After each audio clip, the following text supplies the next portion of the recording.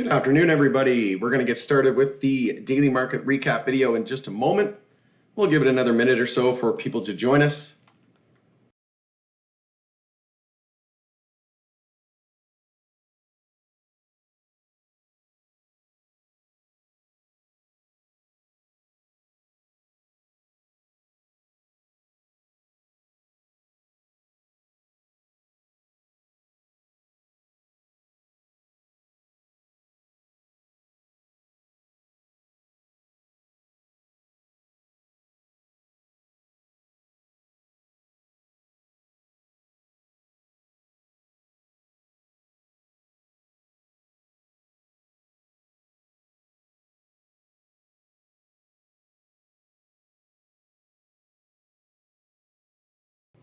All right, welcome everybody. We're going to get started in about 30 seconds or so. Just giving another few seconds for people to join us, and we'll get started with the daily market recap video.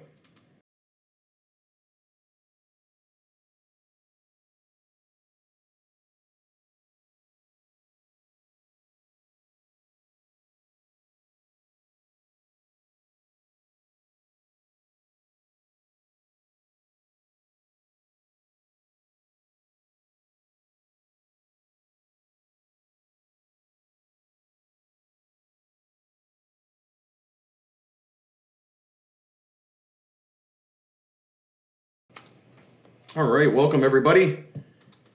It's Rod with Powell Group. Welcome back on the Pursuit of Wealth for a daily market recap. Today's a recap for Tuesday, May 4th.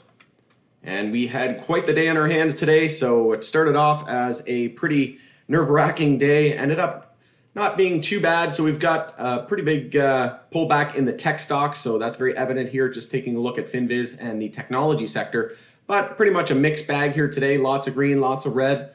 But moving on here, taking a look at some news and events. So we'll run through some news and events on the day today. And we will look at the broader market. We'll look at the crypto space. Not a whole lot to cover in terms of news today, but did want to come on and do a live stream, as I know a lot of people are sort of pulling their hair out at some point today, and just wanted to come on and calm the nerves a little bit. And also did a video yesterday. You can check it out on Sell in May and Go Away. I don't think that's going to have the same effect this year, personally.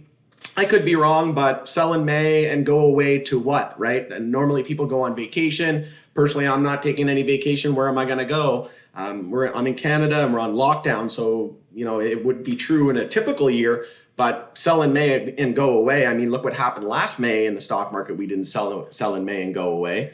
So just taking a look at SPY here. So last year, just taking a look at May, we had a little bit of a dip there in March. This is the daily time frame.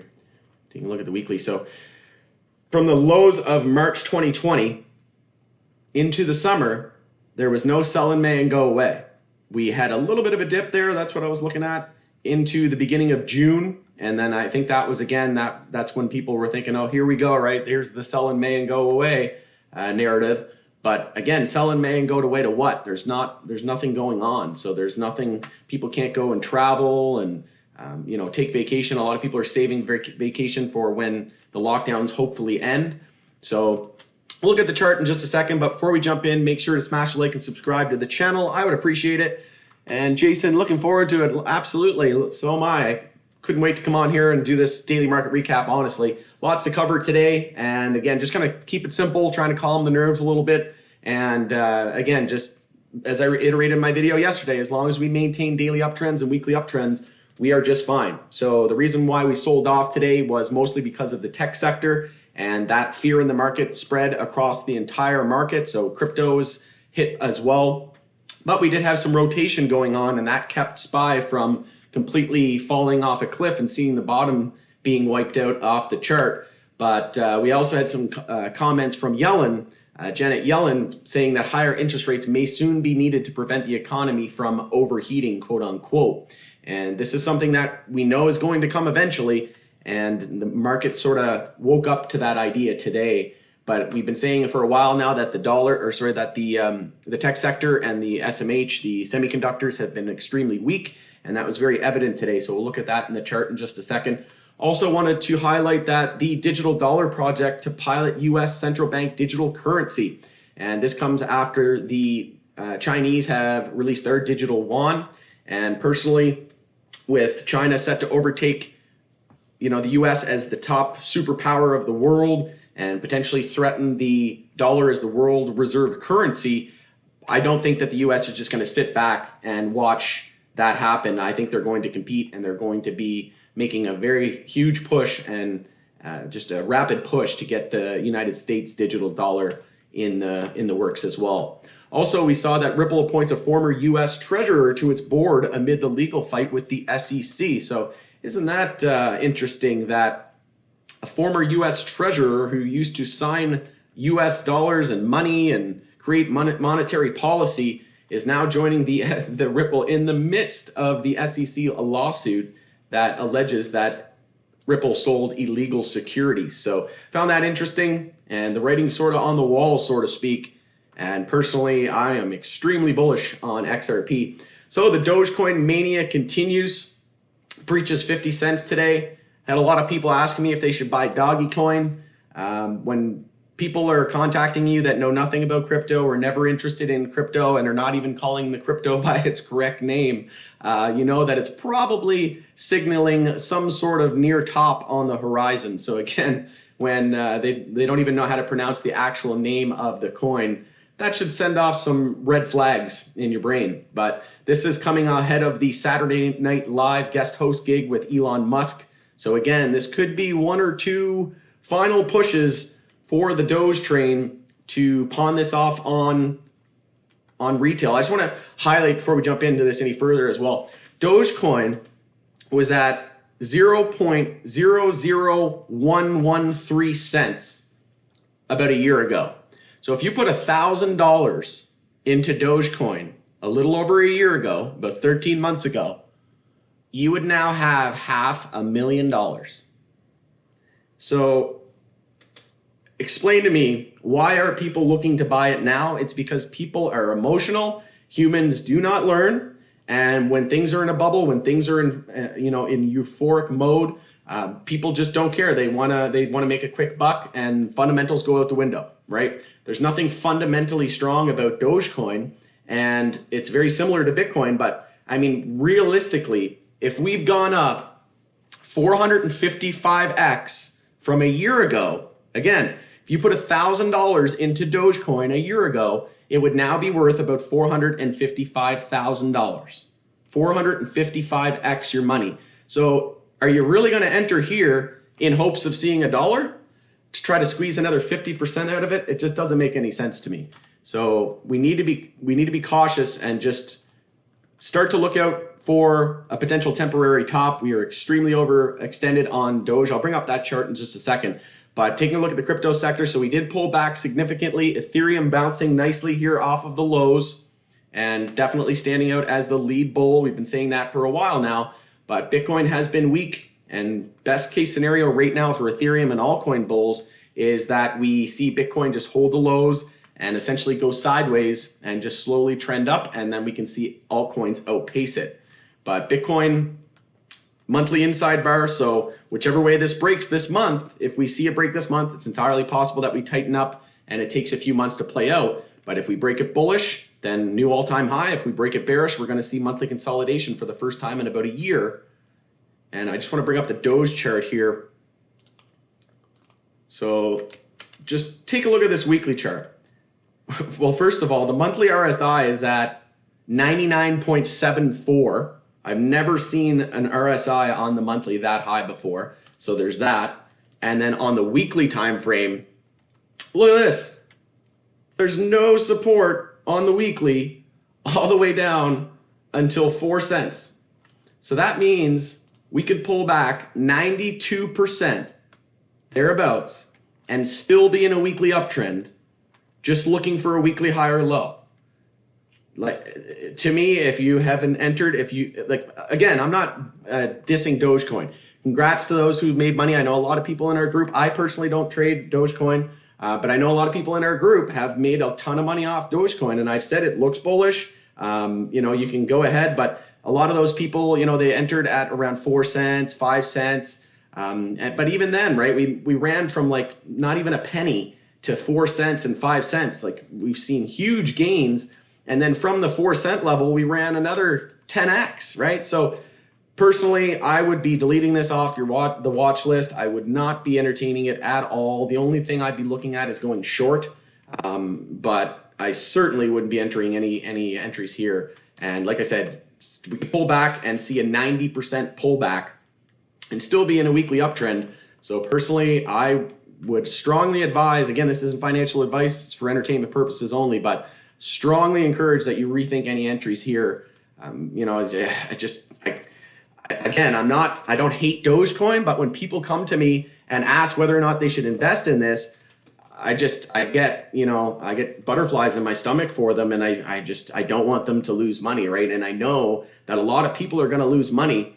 And I also shared a article today in the group that the majority of, I think it's the top 100 accounts own the majority of Doge. So about the top 100 accounts own about 40% of the Doge market cap. So, it's basically a big Ponzi scheme, in my opinion. And again, there's no real utility and no real use case in Dogecoin. So it's great that, things are just going to the moon and things, are going up and up and up with no fundamental reason. But now it's time to start locking in those gains and being cautious. Now is not the time to just throw a dart and hope for the best. So we'll leave it there. End of the Doge rant. So SPY, let's take a look at the broader market. So we've been saying for a while now that the daily volume and the bear volume has been notable. And today we saw, so the first clue that we were going to see weakness today was we lost EMA 12. So we had EMA 12 was sitting around 415.87, 415.90 to begin the day, and we lost it. And then we had support at 410.59, which was key daily support. What did I say in my video yesterday? As long as we maintain the daily uptrend and the weekly uptrend, bulls are just fine long term, and this sell in May and go away narrative likely doesn't have any weight to it.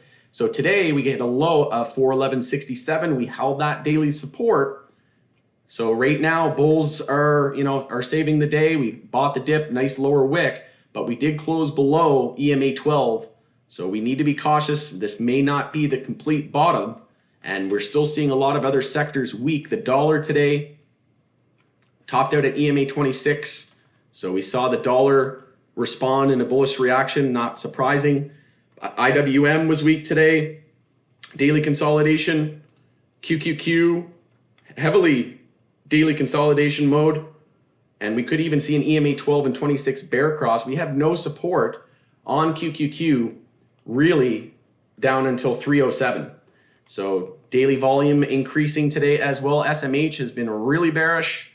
So the semiconductors, and look at the volume there, increasing sell volume, likely heading to daily oversold. And the name of the game is going to be watching for rotation. If we see rotation tomorrow from the stronger sectors into the tech sector today, then we know that SPY is not going to see any significant downside. But right now, the focus is going to be on the tech sector. We've been saying for a while that it's been weak. And just taking a look at some of our other sectors. So oil was one of the big reasons today why the market held its marbles, was because oil was bouncing on the daily, and that created some strength in the energy sector. So if you look at XLE, the energy sector ETF, we didn't even consolidate today. So again, if we're not consolidating on all of our major names, SPY is not going to lose support. So when we got close to 410 support today, I was looking at oil saying, okay, well, oil's strong. The energy sector's strong. XLF, look at that, started daily consolidation, then closed at a new all-time high. So rotation, right? And I'm starting to pay attention to what this means, right? What correlation? So XLF, the financial sector, what's been correlated to the financial sector? Our laggard sectors. And one that comes to mind is MJ. MJ has been, like if you look at MSOS, I'll do a video separately on that a little bit later on here as well today. But we start looking at MSOS and MJ stocks, we're starting to see a little bit of interest there. And I'm wondering if we could be potentially seeing any news on the horizon about safe banking.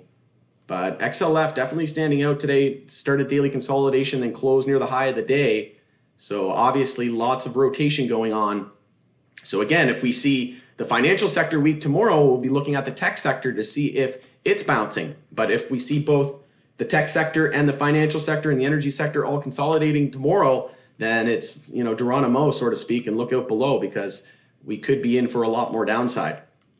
The metals, so we broke the high of yesterday on both silver and gold, but we pulled back basically within yesterday's range. So just tightening up. XBI, biotech sector, got absolutely slammed today, down almost 4%. Look at the volume there. So again, likely heading to daily oversold. The more sectors that are heading to daily oversold, the more that's going to increase the odds that SPY does as well. The healthcare sector, look at the volume there. Massive bull volume. Still bouncing on the daily, broke the high of yesterday. Not much follow through, but lack of resistance up until the all-time highs at 123.96. So again, as long as our sector, and we didn't even consolidate today, so we'll be watching XLV, XLF, and XLE tomorrow. If those remain strong, then SPY isn't going to see any real downside or break of support, in my opinion. But if we see weakness across the board tomorrow, then that's going to be a red flag. So taking a look at some of our individual names, JMIA, DFLY, and BLU led the decline today. Taking a look at the bull list, we had SPCE, CWeb, and SHOP. And Tesla was weak today, started daily consolidation after that inside bear break. And we had support here at 667, and we hit a low today of 657. So next support, if we do consolidate further from here, is down at 591. And then 539. We are losing the low here. Weekly consolidation has begun. And we'll be looking down to that key support, like I said, 591, and then key support at 539.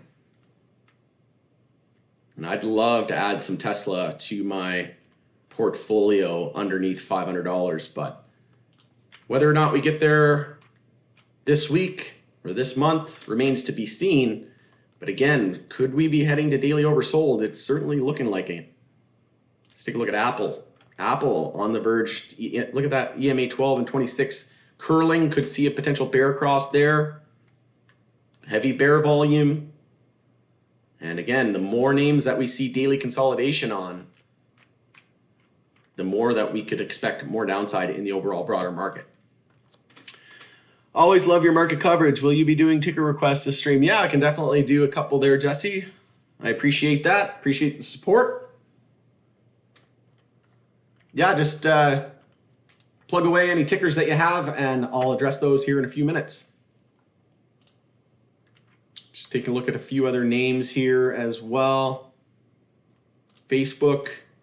So Facebook has been one of our lead tech bulls and bounced off EMA 12 there today.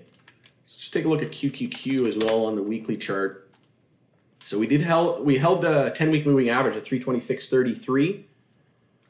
And the low today was 326.21, so we broke it just barely. But it's not looking good here. MACD and stochastic crossing bearish here in a hurry. So if we close the week below 326, that's not going to be good whatsoever. 50 weekly down at 292, and the 50-day moving average, we're getting close to it at 324. But it's entirely possible that this is our temporary bottom. I mean, we've come 4 days in a row now with daily consolidation.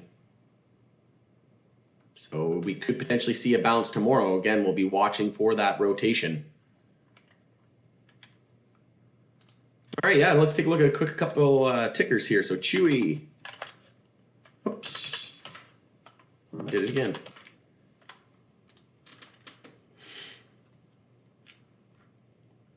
So we lost 76.05 support there on the daily. And 75.76 has been holding a strong support. So it's going to be the fourth test now. So you can draw a horizontal line of resistance there. That'll be notable if we close above it. And that was our previous tops too, right? So old resistance becoming new support. Let's take a look at the weekly time frame. So on the verge of a weekly downtrend. So if we lose 75.14 convincingly, we confirm a weekly downtrend. And that is not what bulls want to see. We are topping out at the EMA, so just take a look at EMA 26 here, this yellow line. We have yet to close a week above it. And we could see an EMA 12 and 26 bear cross. We are seeing declining sell volume though, so that is a little bit, reassuring for bulls. But we need to see a spike in volume, in bear volume, and we need to lose 75.14 to confirm a weekly downtrend. But with that EMA 12 and 26 bear cross lining up, it's entirely possible. After that, we have no support down till 55.81. And again, rejecting at EMA 26. So if we can close the week above EMA 26, that yellow line, that will be notable. Even better if we can get it over EMA 12, the yellow line. But if we can get over that, we've got a small resistance level here at 92.52, 100 psychological, and then 120, which would be all-time highs. But nice base of support there at old resistance, becoming new support. So if you were looking for an entry on this one, you could enter with a stop below, say, $75. Maybe give yourself a little bit of wiggle room. But nice entry there off of daily oversold right after big bull move. First time daily oversold. Hit earnings there. Surprise earnings reaction, and then just fading those gains. And on the daily time frame, we're still rejecting at EMAs. So what bulls would want to see here is confirm a daily uptrend, close above the EMAs on the daily time frame, then look to the weekly, close above on the weekly time frame. But you can see here we had the low, high, higher, low, lower, high. Tried to change the daily trend, got smacked down again, and then here we go, tried again, rejected into a lower low. So here we are holding, or no, we did drop, we lost 76.05. We're holding 75.14, but we're pretty choppy right now on this chart, not gonna lie. But just keeping it simple, watch those EMAs and watch 75.14. Like I said, if you are looking for a bullish entry, I'd like to potentially enter, if it were me, enter with a stop maybe below 75, so maybe 74, 50, 74, 60, allow a little bit of wiggle room, but it's entirely possible that we could see a bit of a stop loss hunt as well. But let's just take a look at the weekly chart. So we are rejecting at the 10-week moving average, and we're curling down in a hurry here. So if we can close the week above $81, that would be bullish. Stochastic and MACD are extremely bearish as well. We have the 50 weekly moving average at 72.89. So you could even set your stop loss under 72.89. That would be another option. We have the 200-day moving average there at 76.82. And a potential death cross lining up here. If we saw the 50 crossing through the 200, that's not what bulls would be hoping for. So it's not looking great. Again, I don't really know if you're looking for entries or if you're already in a position, but yeah, if you give me a little bit more information too, I should be able to tailor that question a little bit better to your situation. But yeah, it's looking like we could see a little bit more downside, but again, just keep it simple. Watch those EMAs and watch that support there at 75.14. Wouldn't want to be in if we confirmed a weekly downtrend, as that would be a notable momentum shift after being in a weekly uptrend for many, many months. Yeah, I was impressed with that. I'm going to do another video on Hexo, but since you brought that up, Brian, great point. Considering buying calls. Yeah, so I mean, it could very well bat, like there's not a whole lot of resistance here. If we can get over 92.52, looking at 100 psychological and then 120. I don't know a whole lot about Chewy, to be honest with you, so I'm not, very up to speed with their fundamentals or what's going on, within their company. So I'm not really able to help in terms of fundamentals, but in terms of technicals, holding nice base of support. So Be watching that $75 out to January. Yeah, that seems like a reasonable amount of time. Earnings reaction coming up on, next one is in third week of July, it looks like. But yeah, let's bring up the Hexo chart here real quick now that you mentioned it. So yeah, Brian, absolutely. So the Hexo chart is extremely bullish no matter how you spin it. It's like Amazon for dog toys. Okay, cool. Yeah, so Hexo chart is extremely bullish at the moment. And we were not set up well at all there when we were close to daily oversold there. We were not set up well at all. If that drop in SPY that happened today would have happened back there, we probably would have hit $4, right? But what we were hoping for, it was a decent bounce to allow enough wiggle room and cushion if SPY were to see any weekly or daily consolidation. So what did I mention in my video yesterday? I said, this move, it's time to start getting cautious and start scouting for a daily higher low. And I also drew this uptrend line, and we lost it today, but we closed back above it. So that was notable, but we lost that today. So that was red flag number one. And I also said that we had bounced about 40% from the lows. So we had tons of room for a higher low. We had yet to form the EMA 12 and 26 bull cross. But you don't want to just keep going up in a straight line, right? You want a healthy pullback along the way. And then not only that, you want to watch the dip buying. How aggressive are the bulls when we do finally see the daily higher low and the pullback? And given the fact that the whole market was weak and near the low of the day, Hexo was just booming. So if we take a look at the 5-minute chart, we hit that new low of the day. We went from the low of the day to the high of the day in about 30 minutes. And then a convincing 5-minute trend change. And then from there, it was just all bulls. Maintained the 5-minute uptrend all day long, held the EMAs. And off the low of the day, you're looking at a 10% bounce. There was also a meeting this morning with, I can't remember what the name of it is here now. There was a meeting today. Hexo CEO Sebastian St. Louis was on there. Global Alliance Partners 2021 Spring Consumer Cannabis Conference. That's what it was. So we had a few other CEOs on there, Village Farms, Neptune, Wellness, and then I think the interim CEO from Organogram. And it was pretty funny. Hexo CEO Sebastian St. Louis at one point basically looked at one of the other CEOs and was like, oh, maybe it'd be fun to compare financials someday in the future over a Molo.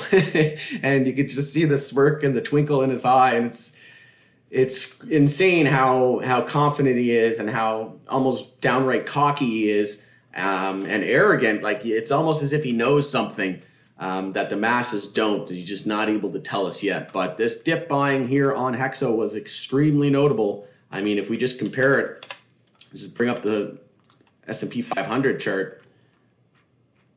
What's going on there?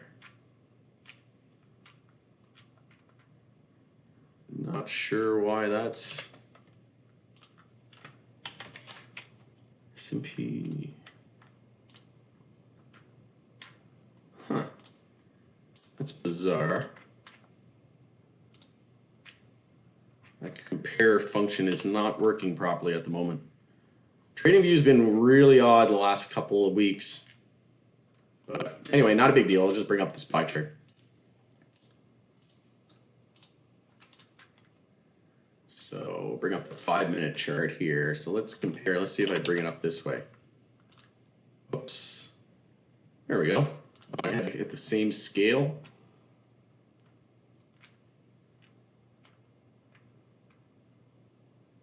Yeah, so clearly outperforming.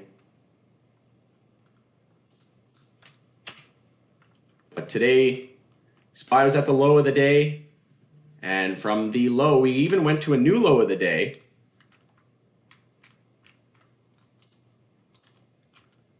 So Hexo bottomed out at 1405 UTC.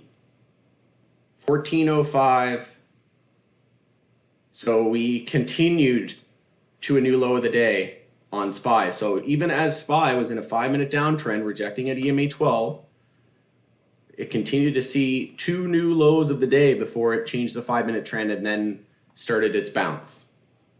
But look at Hexo. We bottomed out right away and just bulls bought the dip like mad, 10% off the low of the day. And this is a good setup. I'm really liking the Hexo chart at the moment. We knew that, we've been saying for a while now that Zenobus and Hexo, and that stood out today. I mean, look, Zenobus closed the day at 12 cents, essentially flat on the day. And look at all the other names like High Tide, CanTrust, Tilray down over 5%. Look at Tilray, daily consolidation mode in a big way. Delete out. It's pretty nice that APHA, don't have to chart that anymore. There's getting to be a lot of tickers. But CGC lost 25.11 support, hit a low of 24.77. And then what was it? Bank of America put a statement out, oh, buy CGC, buy CGC. We're extremely bullish. Meanwhile, what they really meant was they were short and they were trying to get you to buy they were trying to get you to sell their shares to you because they knew it was going down. And then Hexo, meanwhile, finally started daily consolidation today. But look at that. CGC losing the low, right, from April 21st, which was 25.11. Where was Hexo on April 21st? 502. Where are we now? 675. So Hexo has been the clear lead bull. I mean, we're nowhere close to the all-time highs. I mean, APHA just set a new all-time high and Tilray had a massive 10x move, but Hexo is still like 500% away from its all-time highs. What's going to happen if Safe Banking Act gets passed, if there's any legalization movement, if there's any new potential partner or another deal or merger or acquisition, they get a new CPG, consumer packaged goods company. And this is what bulls wanted to see. We had the low, high, higher low. Now it's a potential daily bull flag if we confirm. So we need to break 691. If we break 691 USD, that confirms the daily bull flag and daily uptrend. And the target is up here at around $8. Then we have resistance at 850, which is the high of the earnings reaction. And this is perfect scenario. We're holding the 0.382 fib. We broke out of that falling wedge bullish. We're closing back above that uptrend line. And now we have a daily higher low. And we're going to attempt a daily bull flag and a daily trend change all in one go. And the target is around $8. So like I said, Hexo standing out as clearly bull and still a long ways away from being daily overbought as well. MNMD, higher bounce. Yeah, that pretty roller coaster of a day today on Mind Medicine. So we did break the low of yesterday by 4 pennies, but we're holding EMA 26 here on the daily. It's a massive move too from the low of the day, about 25% bounce. But we didn't break the high of yesterday, so we also had an upper wick there. So we could, again, it's really going to dictate, SPY is really going to dictate to the broader market. If we see further weakness in the broader market, then we're likely going to see further downside on MNMD, in my opinion. We also have a gap in the chart here at 221. Looking at MindMed, there's a little bit more trading history on this one on the Neo Exchange, MMED. But we have a gap here at 277. And we haven't started bouncing on the daily yet. We need to break the high of the previous daily candle. We got close today, but we didn't break the high of the previous daily candle. So we'll be watching for the high of today to break tomorrow. If we break 385 today, tomorrow, 385, the high of the day today, tomorrow, then the daily bounce will be underway. And then we have a lack of resistance really up until 577. Now we need to confirm an hourly uptrend to be absolutely confident, and we have yet to do that. So if we do, we're also topping out EMA 12 here on the hourly. So if we do pull back, we'll look for a higher low compared to 375. We form a higher low around $4 or sorry, not $4, around 380, 370. just need to hold 375. If we can hold that, set a higher low, and then break 465, that will confirm an hourly uptrend. We'll be confident that the daily higher low is set at that point. And hourly oversold is generally a good entry on any daily higher low entries. So if you're looking for a daily higher low and you're in a daily uptrend, we're technically not in a daily uptrend though. So, but after a big, huge move, right? The NASDAQ listing. So 165%, right? After almost a 200% move, hourly oversold is likely going to give a decent bounce. It's just how much lower is it's kind of like trying to catch a bit of a falling knife. So if you're not comfortable playing oversold bounces, it's a bit, it's a bit nerve-wracking for sure, and you can easily get caught like a deer in the headlights. But from that low, like I said, 25% bounce there off hourly oversold. So that was a nice entry today, but not convinced that this is our temporary bottom just yet. I'm in long for Hexo with pretty confident in the company.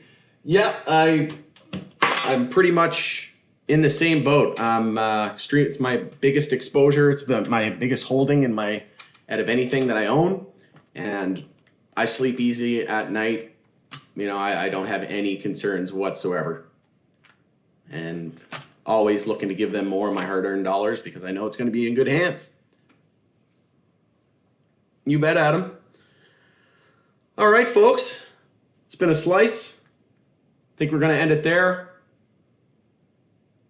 Just taking a look at SPY here after hours. So we are down a tiny bit, not much.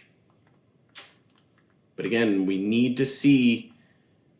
Burden of proof right now is on the bears, right? Bulls are aware. Bulls are going to be looking to defend and hold support. So now the burden of proof is going to be on the bears tomorrow. We've seen one day a pullback, but we need to see multiple days and we need to see increasing bear volume. So burden of proof right now is going to be on the bears for tomorrow. And it's all about 410.59. After that, a lack of support down to 383. And we have that gap in the chart right at 467. So 400 was our previous tops. And ever since we got over $400 on SPY, we haven't came down and back tested it. So now would be, a pretty reasonable time to come back down and test that, which had acted as strong resistance. I mean, nice round psychological 400 number. So I wouldn't be surprised in the slightest if we came back down and tested that and filled that gap. Also on the weekly, we have the EMAs. We have EMA 12 sitting there at 403. So even if we had a little dip or back test of EMA 12 on the weekly, it's been a while. And we're already starting weekly consolidation. But long term, as long as we hold the weekly uptrend, key support at 371.88, as long as we hold that level, and that's a long ways down, right? Talking on SPY, that's about a 10% pullback.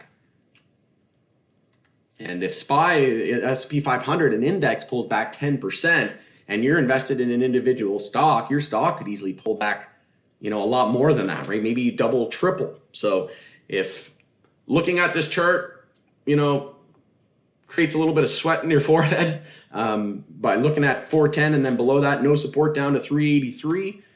Maybe it's time to start a hedge position or buying some puts or just, selling a little bit, holding a little bit more cash than you normally would. Whatever you got to do to sleep at night. Bottom line. Do you know when you'll do the next Hexo video? I believe you started to say something about doing one.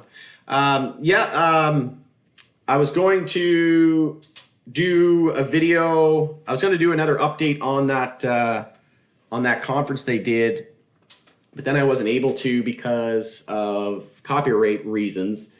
And it was actually a business-to-business concept. But actually going to do a video on Hexo here shortly after this. It's going to be an MJ sector review, but I'm going to be focusing on Hexo and Zenabis as we have the shareholder vote coming up on May 13th. But yeah, lots of people interested in Hexo. I got some other ideas as well, but yeah, you can definitely expect some more Hexo videos here in the near future.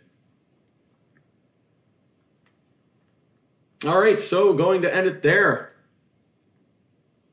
Looks like crypto is trying to bounce here again as well. How's our doggy coin doing? Man, what a move.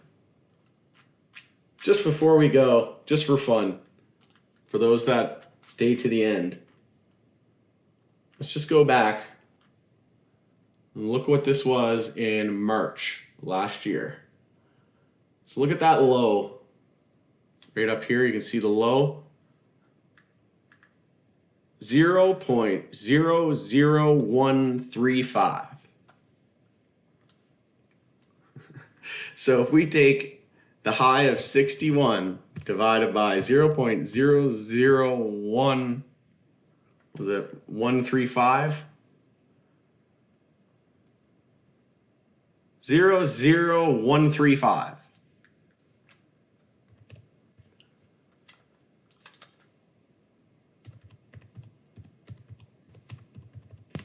$451x. So literally that means if you put $1,000 into it, 1 year later, you would have $451,000. $500,000. And that's US. So if you're in Canada, $586,000 from a $1,000 investment last March. That doesn't blow your mind and give you the absolute clearest picture of where crypto's heading and the opportunity with crypto. I just want to say that, you know, XRP, XLM, they're both environmentally friendly. They have the best tech and they're solving real world use cases. If you think Bitcoin's high now at $54,000, I mean, look at Dogecoin. It was created as a joke, and it's no longer a joke anymore, right?